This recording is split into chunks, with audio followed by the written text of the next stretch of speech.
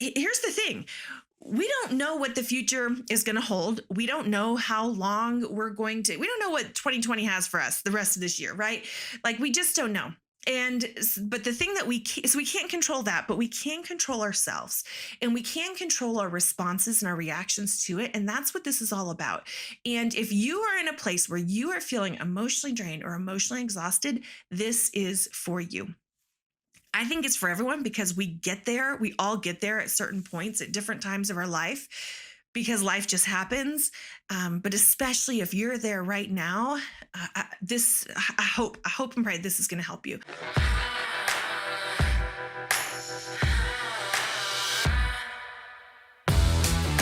Welcome to the EQ for Entrepreneurs podcast. Like most business owners, you already know you need good business and marketing strategies to scale and be profitable. But at some point, you've hit the dreaded wall where you feel stuck and frustrated. EQ for Entrepreneurs is for business owners and leaders who are honest enough to admit that they just might be the ones holding their business back and are brave enough to change that. We're Noble and Kathy, and every week we're having candid conversations about all things emotional intelligence and how growing that has allowed us to get out of our own way and is radically transforming both our businesses and our personal lives. This is the secret sauce strategy for modern entrepreneurs who are tired of hustling without seeing results and want to grow a business and a life that they love.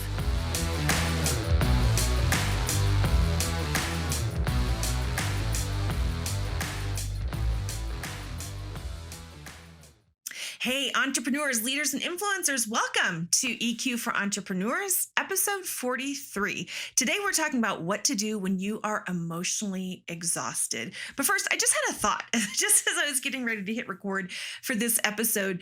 We always start off with entrepreneurs, leaders, and influencers. And I thought, I don't know if we've ever really explained why we address you that way, because obviously our podcast is for entrepreneurs and business owners. But I hope if you are an entrepreneur, if you're a business leader, a business owner, I hope you see yourself as a leader as well. And I hope you see yourself as an influencer. Now, understand, I know that word means different things in our society. We're not talking about the big social media influencer who's just famous for being famous and they get paid because they make a post about something.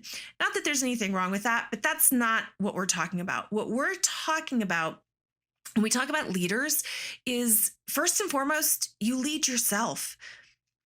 That I think is the number one quality of a good entrepreneur, a successful entrepreneur, and somebody who is serving people. Because ultimately, that's what you're doing as a business owner is you're serving people and you're meeting a need. And then influencer to us, all that means, it comes from a John Maxwell quote. John Maxwell says this: leadership is influence. When you're leading people, you're influencing them. You're making a difference. You are touching their lives and impacting their lives. And we're not just here to influence people to go buy this or buy that, or, hey, this is the latest style or the latest fad or whatever. That's not what we're about. We're influence for positive, influence for good, influence for a positive outcome in somebody's life. So just know that's what we mean when we say that. Okay, before we dive in, I want to tell you guys about something new that we have created for you guys, and it's something fun, and it has to do with emotional intelligence, of course. We have created a taco quiz. Yes, you heard me right, a taco quiz.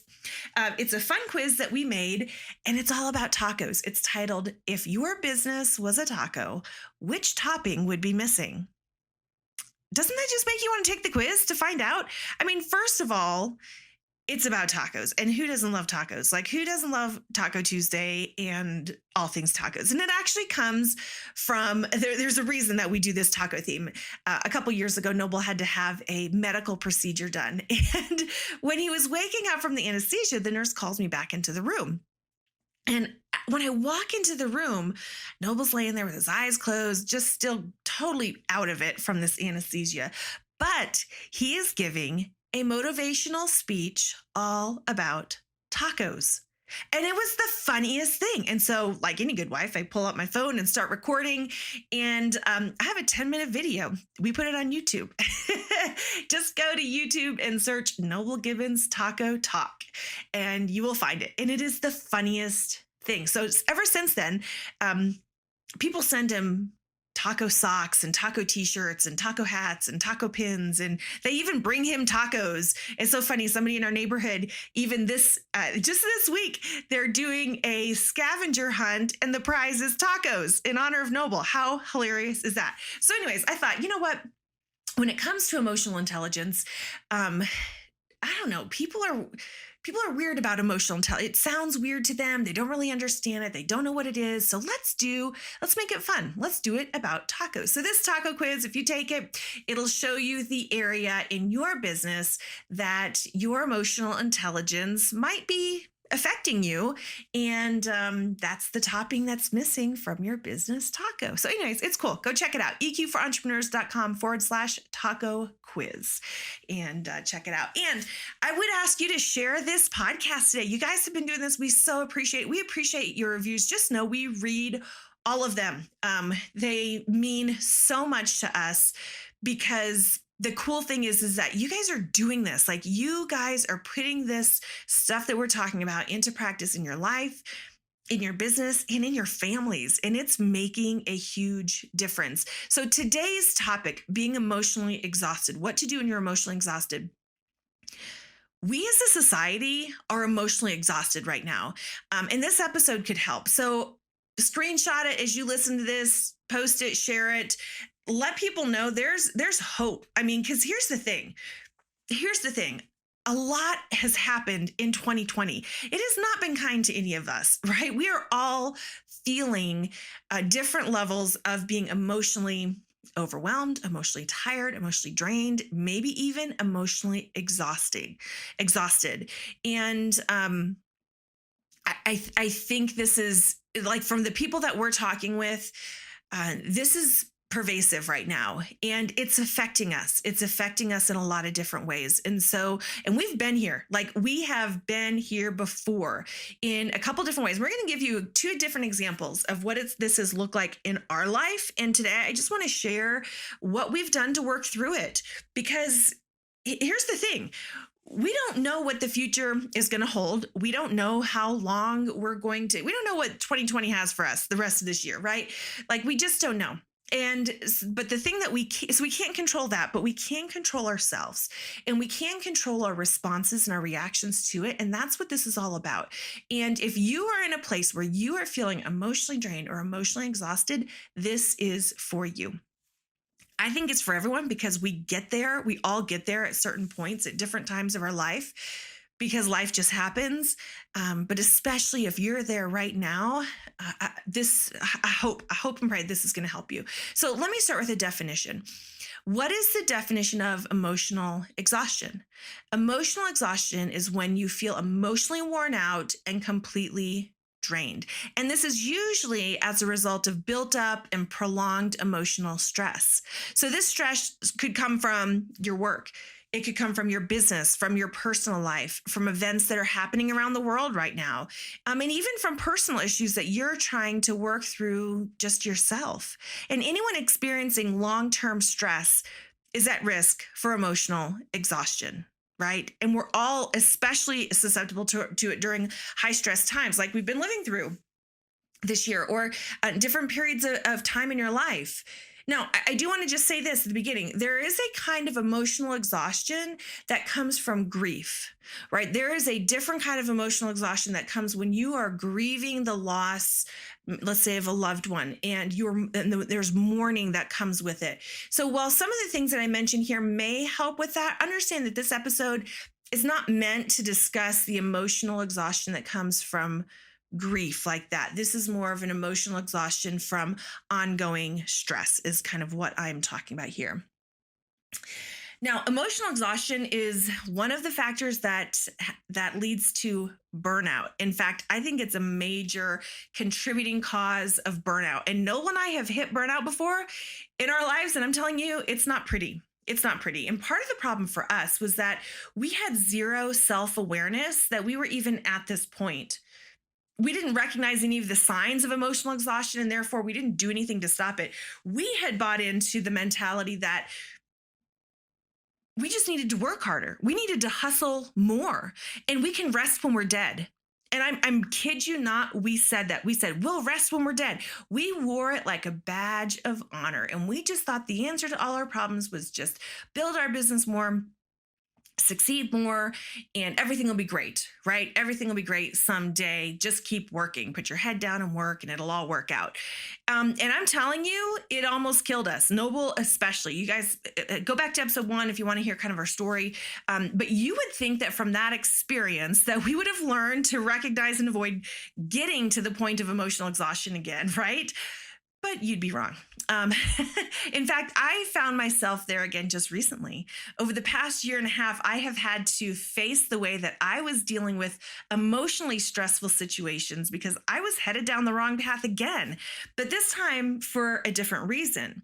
So the first time we burn out is when we were in our 20s. We were building our business. We didn't have our daughter yet. And so we were just basically workaholics. And, it was kind of our way of avoiding looking at ourselves and working on ourselves, and we just thought, well, let's just pour all of our energy and effort into building this thing, and we thought if we just worked hard enough and achieved our goals that life would be wonderful.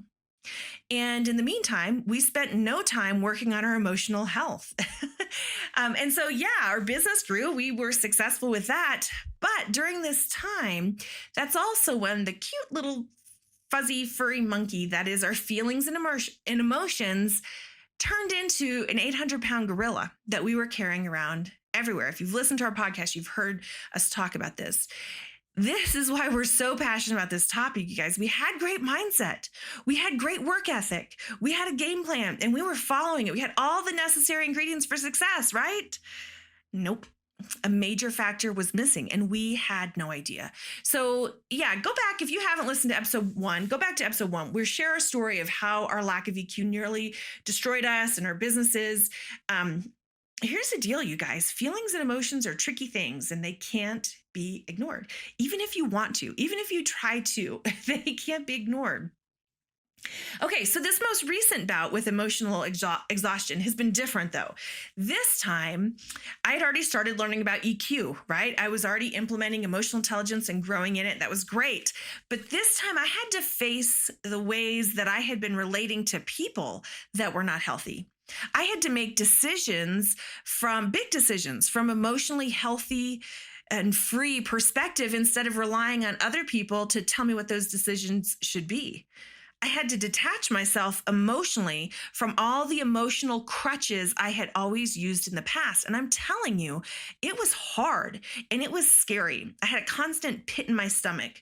My digestive system got all messed up. It was hard for me to even be present with my family because this stuff was always on the forefront of my brain. I was having crazy dreams every single night. I would wake up and have just had crazy dreams. It got to the point where I was having anxiety attacks in the grocery store.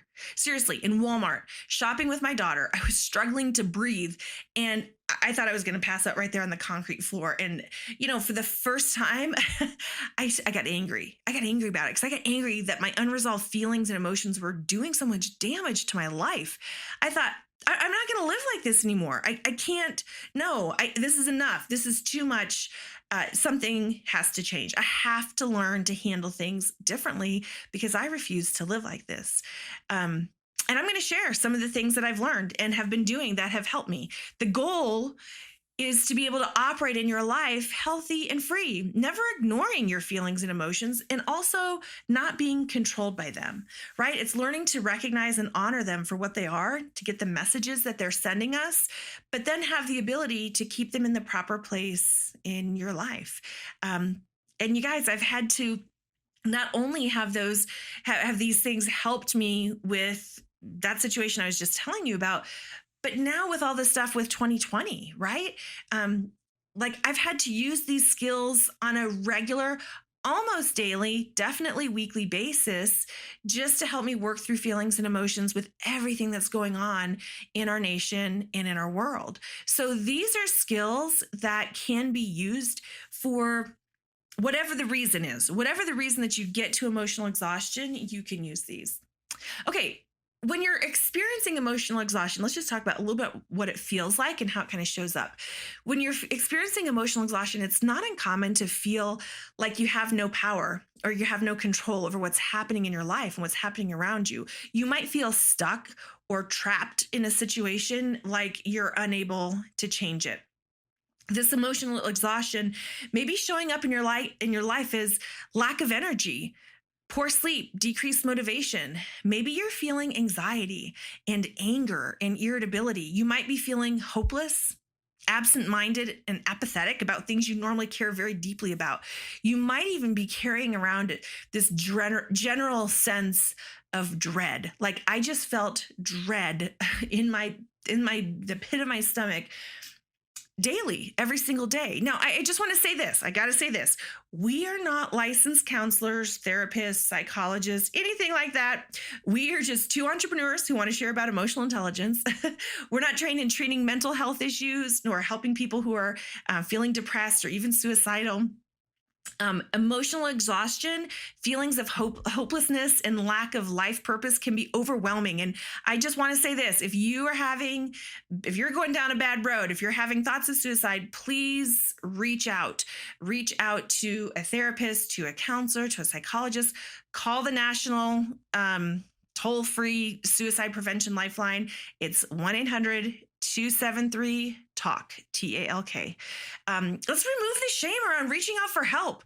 These are hard things. If you need to talk with someone, call them and get help. You're worth it. Guys, we've done counseling over these past several years, and it has helped us tremendously. So we're all about that. Okay. We're all about, if you need help, reach out and get it, because I promise you, there is life on the other side of that.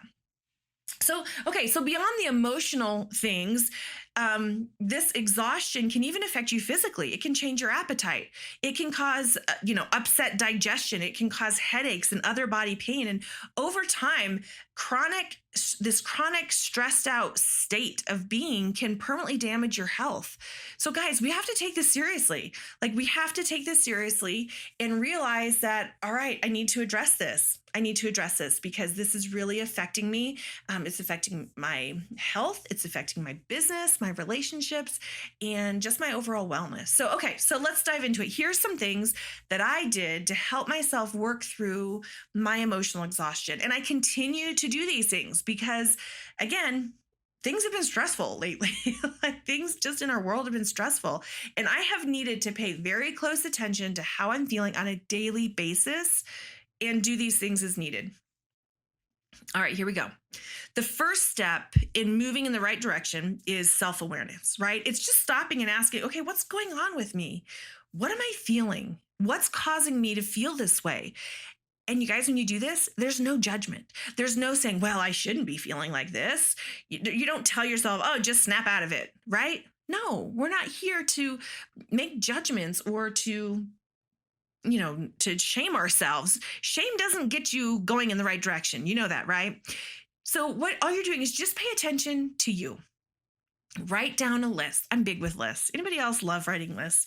I just the act of writing a list and organizing it and getting out of my head, that just makes me feel better. So write down a list of all the feelings and emotions you're having, and also write the circumstances that are causing you to have those feelings and emotions.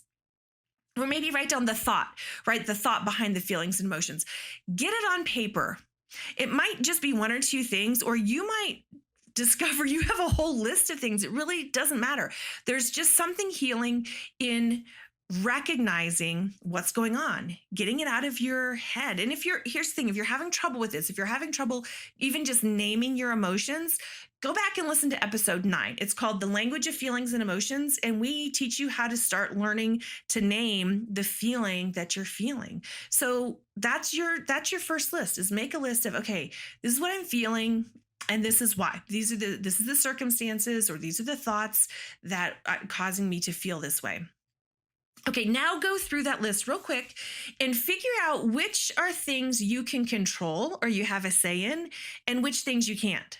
For instance, you might have a say in the argument you just had with your spouse, but you don't really have a whole lot of say in what's being said on the news or things that are going around the country or around the world, right? So differentiate them. And here's why this is important, because sometimes our stress puts us into this kind of pseudo action mode where we feel like we should be doing something to fix it. And yeah, that might work for the things that we can control directly, but for the things that are out of control, that backfires on us big time. That's what causes our minds to run constantly, to spin around in circles and exhaust us by trying to solve a problem that's not even ours to solve. So just separate your list into those things. Okay, once you've done that, now put the list away. Yep, put it away for a period of time. This could be a day, a week, I don't know, a weekend, whatever it is. But separate yourself from the list. Step back. Say, okay, I've got the list down. Those things aren't going to go anywhere. I can come back to this list, But right now, I'm going to create some space. I'm going to create some peace in my own mind. Because if you don't create that space, if you don't create some peace, you'll never be able to deal with those things in a productive way. A stressed mind is not a productive mind. It's just not. So step back from the list. They're going to be there. They're not going anywhere. You can come back to it and do some things to take care of you. Put down your phone, get off social media for even just for an hour, for a day, for a weekend. Turn off the news, take a walk outside, get some exercise, take a nap, get a good night's sleep, eat a healthy meal, talk to a friend or a loved one, watch a funny movie and let yourself laugh, see a counselor, journal, go to church, read your Bible. Here's the reality. You're not going to be able to make the best decisions when you're stressed out. So give yourself permission to step back, even if it's just for a short time, and take care of you. Get your mind in a better space before you just try to make any decisions about how to move forward or even start to deal with any of those things on your list. You have to replenish yourself. It's the whole thing. If you're exhausted and tired, the way to fix it isn't to exhaust yourself more. The way to fix it is to rest, get some sleep, allow yourself to replenish, and then you'll have the energy to deal with it. So take some active steps to be growing your own EQ. To handle emotions better, you need better tools. You need a little bit bigger capacity. And this isn't fast work. It takes time to do it, but the time you put into growing your own emotional intelligence will be time so well invested. We already have put together a resource list of some of our favorite books on this topic, and go to eqforentrepreneurs.com/27, and you can download that list if you want to find some books and find some things that you can start doing now to grow your own emotional intelligence so that you have a bigger capacity to handle things and you have some new tools in your toolkit, so to speak, to handle things. Okay, so once you've taken care of you first, now it might be time to pull that list back out again. It might be time to pull that list back out again and start making some decisions about what to do. Because realize this, just because you put them on a list and stepped away, they didn't go away, right? You still have to address these things. So realize this, that while emotional issues don't resolve without intention and work, now that you're looking at your list again, I want you to know this. It is okay to say not now to some of the things on that list.